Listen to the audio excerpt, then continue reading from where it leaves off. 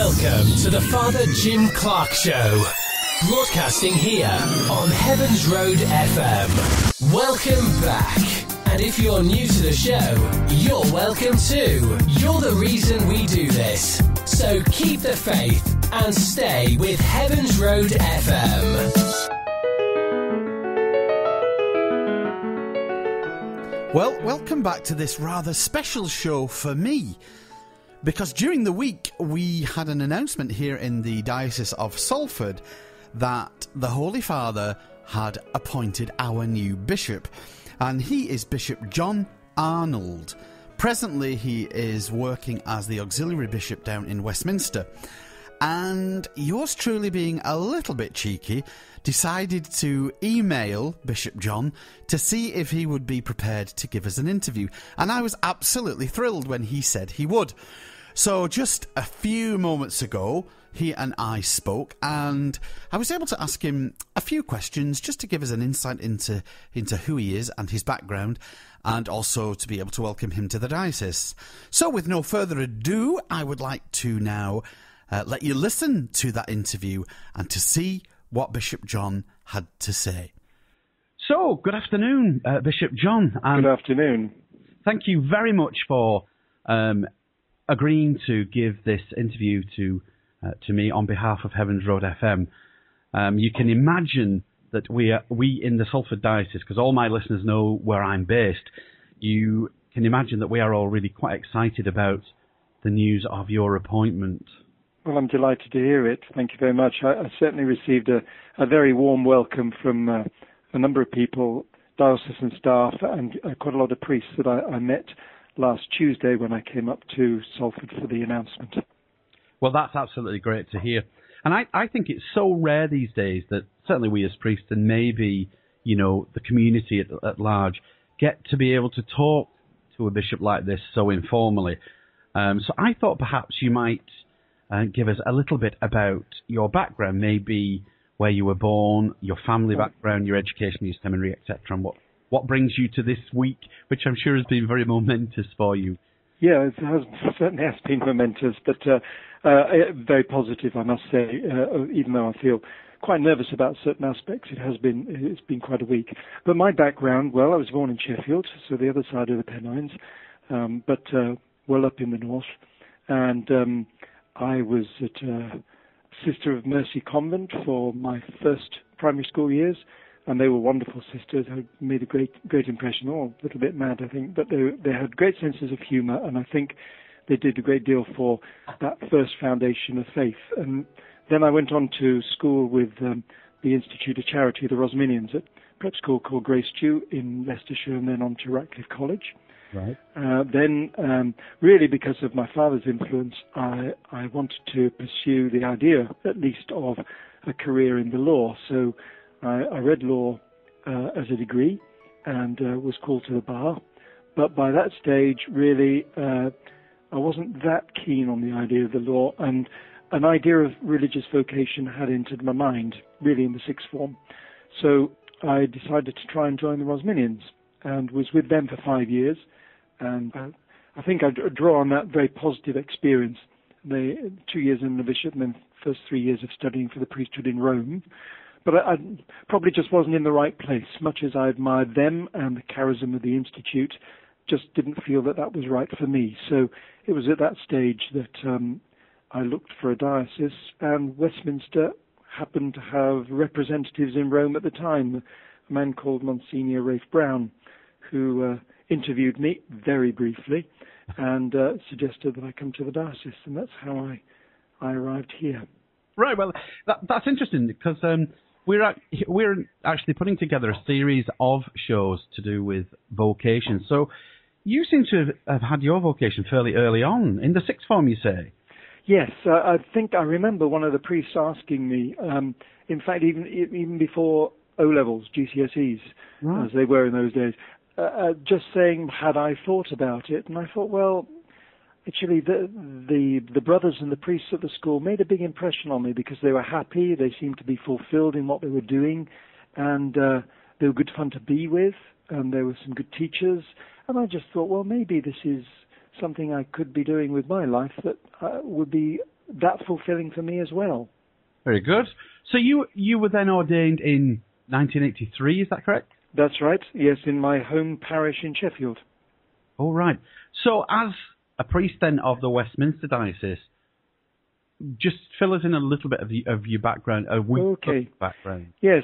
Well, the first 2 years after ordination, I went back to Rome to finish some studies. Having qualified in the law, it was agreed that I should do canon law.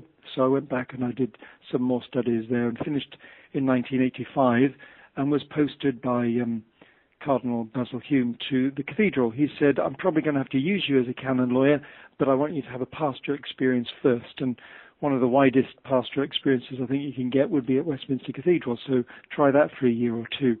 And I was 8 years at the cathedral, first of all as hospital chaplain and cathedral chaplain, and then I became sub-administrator. And then in 1993, without any further mention of canon law at all, I was posted out to the parish of Our Lady of Mount Carmel, which is the patroness of Salford Diocese, the parish of Our Lady of Mount Carmel in Enfield in North London, which was a magnificent parish. I must say it was big and busy and full of people who didn't just sort of say, well, Father, we should be doing this. They come along and say, we should be doing this, and we've organised this rota and this budget, and can we get on and do it? And they were terrific. So it was buzzing with life. Very good. In 2001, the new Cardinal, Cormac, called me down to be Vicar General, and whilst I was doing what I thought would be 5 years of that job, I was appointed as an auxiliary bishop, so I stayed down here at Westminster Cathedral. Very good. So that sounds like you've had a very in-depth and busy workload since your ordination, and I'm sure many people would be very pleased to hear that. You know, I think some bishops, you know, kind of come out of the woodwork and nobody seems to know where they come from. So that's lovely to hear that. Yeah. Well, Westminster is very cosmopolitan, and so it's been a very good place to get a variety of experience. But I appreciate, you know, I'm not going to impose what Westminster is when I come to Salford, because it's a different way of expressing church, I'm sure. I'm sure it is, but I think you will also find that certainly Manchester and the Salford area is very cosmopolitan as well. You will soon find that that's, you know, the case. My parish of St Anne's is just about 3 miles out of Manchester city centre, and I must have about 15 or 16 languages. Right. Yes. So it's very cosmopolitan in the area, so I'm sure you will feel very at home there. Good. Well, certainly I'm looking forward to that. It's a great expression of church, isn't it? A great privilege to see so many people of different cultures and traditions able to pray in the same Mass together, to form a community together. And certainly in some of our most cosmopolitan parishes down here, it's extraordinary that, you know, in terms of any racial tensions or anything, they just don't exist. And I think that's a very powerful statement to the society in which we live today. Indeed. Now, I have, as you do when you hear about a new bishop coming, I've had a little look at some of the things that I could find about you. And I spotted one video that was on, you are interested, you've been working with CAFOD, is that right? That's right. I'm chair of trustees now of CAFOD. And the video that I saw was after the hurricane over in the Philippines, I think. That's right, yes. I went there in December of last year. Right.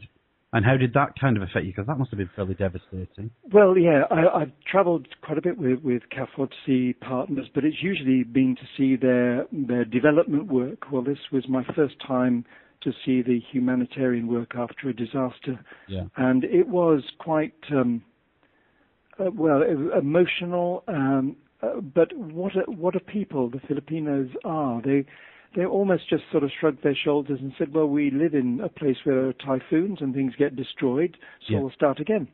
That was just a delight to see. But the devastation was appalling. In Tacloban, where the typhoon struck land first, 95% of the buildings were totally destroyed. It was just an appalling mess, and the people just starting again. Yeah. We have a lot of Filipino people in and around the Manchester area. I've got quite a few here who are parishioners, and I remember asking them kind of week after week how their family back home had been affected, and a lot of them, thank God, were on the different side of the country, really. But there were one or two very severely affected. Yeah. And even from this point of view, they're working as nurses, and they just plough money back in to send it home. That's right. To rebuild the place. So it's a fantastic spirit to see that, really. Oh, yes. There's such a kindness and gentleness among so many of the Filipinos that I know. But there's one particular thing in the Philippines, one moment, which really I think will stay with me for the rest of my life. We went to one parish called Palo, where Father Abraham, the parish priest, just stood outside his church and said, on this piece of common ground, Bishop, 2 days after the typhoon, I buried in a common grave nearly 1,000 of my parishioners. You don't get over a phrase like that, do you? No. 1,000. But, they were fast rebuilding. And the thing is that they'd actually cleaned up the church and repainted it as the first thing. And they said, if our church is right and good, then that shows we're rebuilding for the future. I thought that was an extraordinary expression of faith and hope in things to come. Wow. It does take your breath away, doesn't it? That sort of phrase. Absolutely, and the idea. I mean, we as priests do funerals every day, but the idea of putting 1,000 people in a. He says, I've lost my teachers, my catechists, the school's devastated and gone, and most of the children with it. Oh, yes, just appalling. Yeah. So maybe perhaps I could bring you back now to the UK and to Salford. There's one thing that I was dying to ask you, because it's something that is completely alien to me. Is that how do you actually hear of the appointment? Oh, right. Yes. Do you get an email? How does that happen?